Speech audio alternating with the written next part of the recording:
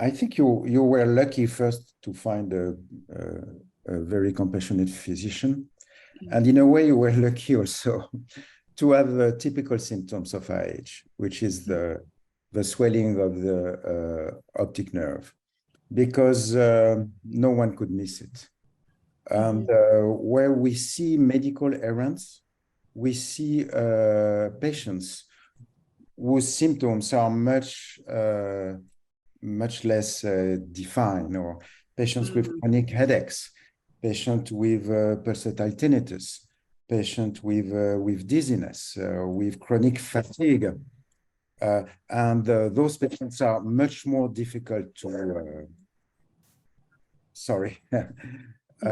those patients are much more difficult to diagnose. It's actually really important that you said that, because as I was looking at a lot of people's stories online when I was first diagnosed, I saw many people who went through so many things trying to find the diagnosis, and it was scary, because I was like, well, why was mine straightforward and then everybody else, some people had to jump through hoops to find a diagnosis. So in a lot of ways I'm grateful, but I hate that, so many people have had to have that experience.